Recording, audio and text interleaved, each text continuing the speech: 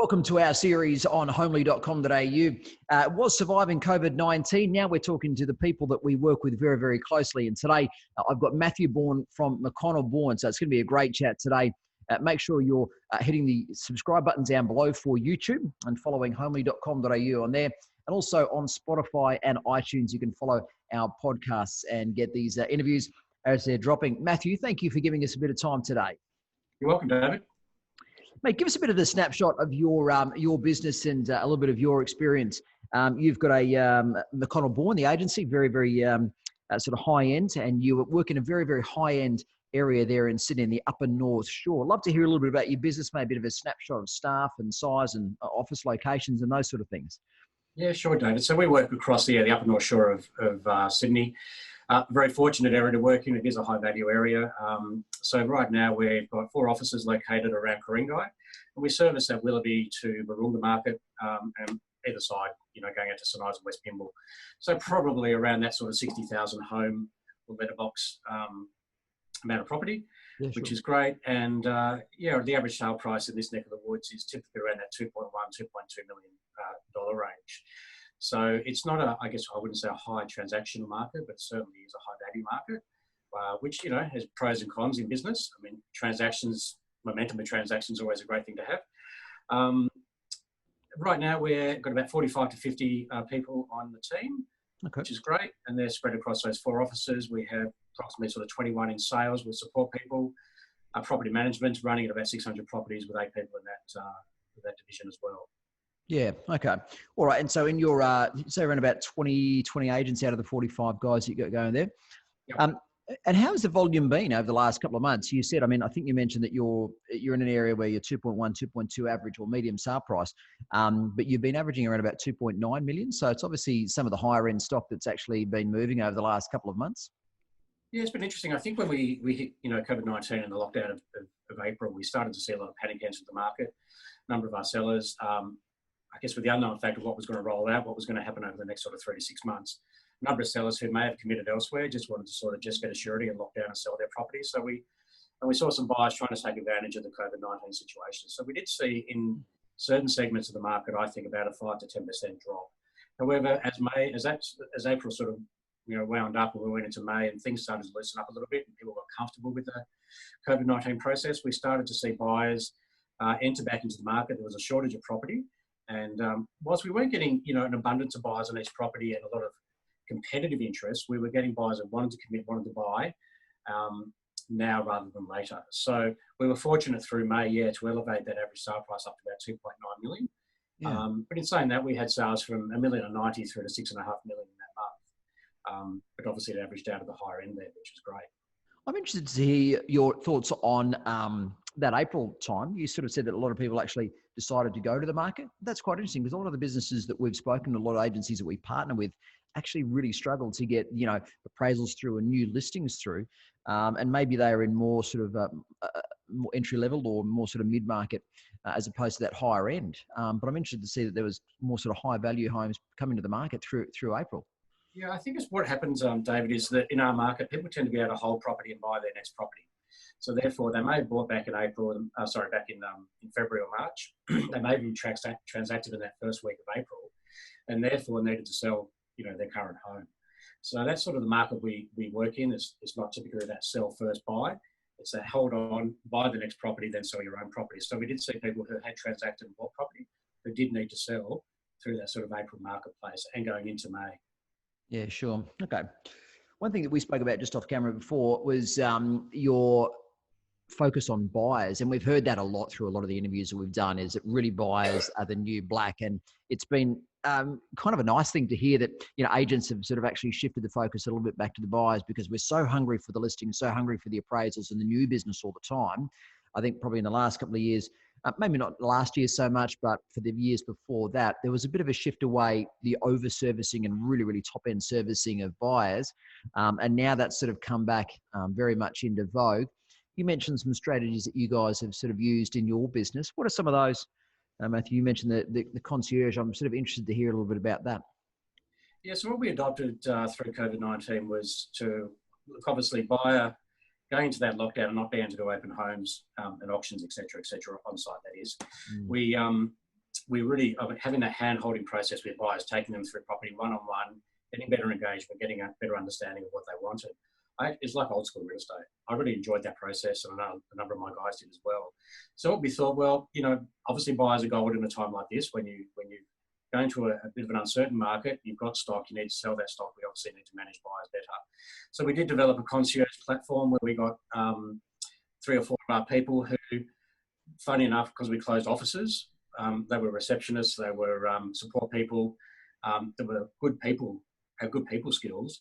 We just put them on the phones and basically went through our open house list from sort of March backwards and just started to go through all those people and see where they're up to. And there's 2 reasons, I guess. We wanted to get a set of data out of that to see what people were doing, what they were planning to do. So we were looking for people that were still looking to buy, people that were still looking to sell, people that were on hold, people looking to invest, people that may have had investment properties, people that might have need health checks on their mortgages, for instance. So trying to provide a level of service, and it was more of a care call rather than a hard sell call. But it was, gathering that data. And out of that, to be honest, David, in about 3 weeks, we came up with about 150, 160, what we were calling hot buyers, people that were ready to transact right now. Wow. If we could find them the right property. Okay. So, out of the 1,600 calls we made, and that's over that 3-week period, we ended up with 160 people that wanted to buy right this minute. We also came up with 95 people that were yet to sell their property. Now, they might not have been local, all of them, but it was at least a set of data that we could say, okay, we have 95 people that need to sell their properties. How can we service them better? So where are they? Can we refer those clients to agencies that we trust and know? Are they local? Can we help them further? Do they want to sell that property before they buy their next property, etc.? So really drilling down. So 95 people who needed to sell, were they willing to sell in this market? Or is it just something they identified that they needed to do prior to their next purchase? It was prior to the next purchase, but there were people there that said, if you have the right buyer, the right price, or the right terms, let's talk. Okay. Absolutely. So therefore that passive seller, I guess, that, if we can get the price with one of the terms that we could then go to the next transaction and buy our next property, then yeah, we're happy to talk now. Yeah, sure. Okay. All right. So, sorry. Yeah, uncovering opportunities. Yeah. Okay. So care calls. And so, you've put a number of staff in place as this concierge service. Is that right? Yeah, absolutely. So we had about 4 people doing it. Okay. And it was a real beta test for us. It was just to see, okay, because traditionally agents, in good markets where I guess, we are, if we're honest to ourselves, we're order takers. We list a property, we stand at the front door, we take names and numbers, we do the callbacks, we process the property through to auction, get a great outcome, and off we go to the next one. Repeat. So I think this is what has taught us is that, we can't be like that anymore. We have to change our mindset and come from a service-orientated process and become the trusted advisor, not just the order taker standing at the front door. Okay. So how do you, can you give us a bit of a snapshot in one of those concierge type roles, a day in the life of, and were they agents beforehand, or have you moved into the role, or have you specifically employed people, or have you repurposed people inside your business to do that? Yeah, we've repurposed people. So we've had anyone from a receptionist that was working in one of our offices that we actually closed down for a period of time. Mm-hmm. Support people, sales support people that may have been stood off or because of the COVID-19 particular process. We have one lead generator that basically is like a nurturer, and we just put her into, so we broke it up. We looked at, okay, let's get 2 or 3 people working on our buyers. We have one particular person looking at, I guess, pipeline C, people that were looking to sell maybe 6 months and beyond out, that we'd met in the last 12 months. Let's go back to those people and see where they're up to in their selling process and understand what they're planning to do over the next 12 months. So we segmented that up, and we got, as I said, probably 10 bits of data out of that as to what people were going to do. So it wasn't that we had to re-employ, it was just redeploy people that had good personable personalities that would connect with people, very calm, not the sales type, just, we're here to help, here to provide a service. And it was really, really well welcomed. It really was. Rather than just sending a text and an email, which is so easy to do, it was actually putting a voice on the phone, connecting with another person, and hearing true people speak and get communication, adding the data to our CRM, updating the notes, getting very thorough information about what they are looking for, what they're looking to do.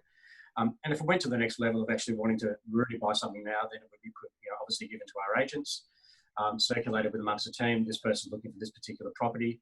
And we could then go back to people that we'd appraised in the last 12 months try and, I guess, you know, be the deal maker, the matchmaker in that process, and maybe look for opportunities to say, well, willing buyer, cashed up, ready to go, wants to buy now, and a seller that may, at right terms, the right price, want to make a move. And is that something you can market to the vendors, or do you think that the vendors see value in it, or is it something that you actually would market or angle more at the buyers, and would they see value in it? The MBC, the McConnell Bourn concierge service? I think it's very valuable to the vendors. And look, I've got a theory, and you know, happy to share that, is that I really believe if we actually manage our data correctly, if we manage the promotion of our property, maybe through social and through, you know, a low-cost, proactive website like Homely, for instance, I think there's a stage one philosophy there where we can actually get buyers through the property. I'd almost go to say, you know, to a vendor that if I can't actually get a buyer with a reasonable offer on your property in the range that we think it's worth, then, you know, maybe the agent should be paying for the domain interstate.com fees to go further forward, because our job is, it's just to market property. But first and foremost, why does a seller come to us? Because we manage buyers. If we manage buyers really professionally and really in a thorough way, we should be able to deliver buyers to people's properties and actually deliver an offer for them to consider. Now, it might not be the offer that they want to take right at that particular point in time, but our job, our fundamental basis of a real estate agent is to manage buyer activity and to be able to present buyers to property sellers. And I think, you know, going forward, we should be able to do that before we need to go and spend, you know, $6,000, $8,000, $10,000 of their marketing dollars, and be able to provide that buyer, you know, as I said before, through our database, which is clean and managed, through a social media platform, and through something like Homely, or through the homely.com.au website. We should be able to deliver our buyers to the property in that fashion. So you very much then need to become the destination for the Upper North Shore. You need to be the guys who everyone talks to about buying in that area. It's not just the role of the portal now. It's more about the agents actually correctly managing their data, and their messaging around that to the market via socials and those sort of things. What is your messaging around that? I mean, how do you attract that buyer audience, if, you know, especially for interstate buyers or people who might be looking to make that move? Look, I think, David, you know, first and foremost, we're a tight-knit community up here, so word of mouth is you know, the school gate is amazing. You know, what people talk about at the school gate, it's just incredible what they do.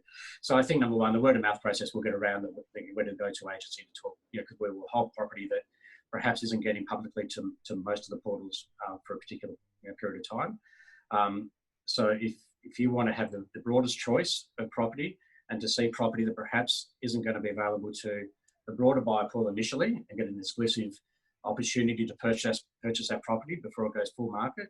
I think it's the way we communicate with our buyer pool through CRM. We could be able through our electronic communication processes, but more picking up the phone. You know, interestingly enough, David, I went to the UK a couple of years ago. We met with Dexter's over there. One of their philosophies there is they typically in an office have a listing manager and then buyer managers. What I found really fascinating was that an email only went to a buyer as a confirmation of the conversation they had on the phone. Where I think in Australia, we have this philosophy is just to shoot the shotgun as far and broad as we can and hope something sticks in that process. So just blast an email, blast a text, we've got this property for sale, and hope people turn up to the front door.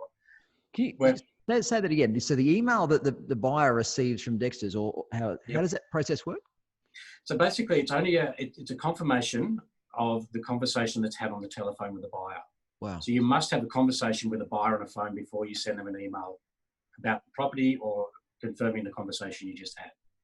So back to old-fashioned, I hate that word old-fashioned, but just, you know, this is the thing I think we've lost in this digital age a little bit, is actually having communication, actually picking up the phone, talking to someone, maybe meeting someone and doing a private appointment with a buyer and selling the attributes of the property, rather than trying to manage 15 or 20 people through the open home process, understanding those people's needs and wants. So call me old-fashioned, call me old school, but I think there's a lot to be said for going back to that particular process.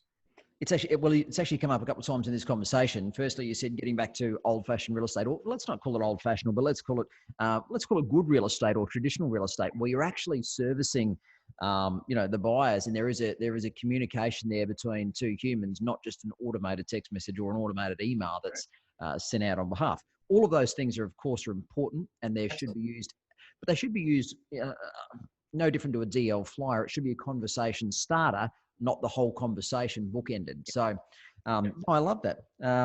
You know, all those SMSs and emails, they're really efficient strategies to maybe when you need to communicate with someone quickly and effectively. So let's just say you've got 5 or 6 people that are interested in a particular property and you have an offer and you're starting to negotiate with that particular buyer. You're going to effectively then, get in touch with the other buyer pool, the people that are looking at this property and interested in this property. You can do it effectively through SMS. Yes, so, we are negotiating. If you're interested in the home, please give me a quick call or drop me back an SMS so I can call you. Sure. So using that as an efficiency tool to make sure that we're crossing the T's and dotting the I's along the way as well. Yeah. It's really interesting. I think one thing isolation has probably taught us is that we actually do crave that human interaction. We actually want to, mix with others and even our clients and our buyers. There's a need to do that. Absolutely. I like the thing that you call that, or I like what you call the stage 1 philosophy with Homely. So basically, it's going to the market, launching the property on Homely as a first phase process. So the property is well presented, professionally presented on a property portal, but at a fraction of the price of perhaps what the other, or definitely a fraction of the price of what the other portals are offering. And that can be the stage 1, Mr. and Mrs. Seller. If we can get you a good result, basically here's the package that we can offer without having to go to all that level. I love that. Okay. What's the next couple of months look like? What's the forecast for you through winter and spring? What do you see happening as a result of what has happened? Let's not focus on too much on the past, but how does this carry us into the future, and what strategies have you got around the next couple of months, messaging, etc.? Do you see a reduction in stock? Do you see prices dropping? Not asking for an economic forecast, but probably just more specific to your area.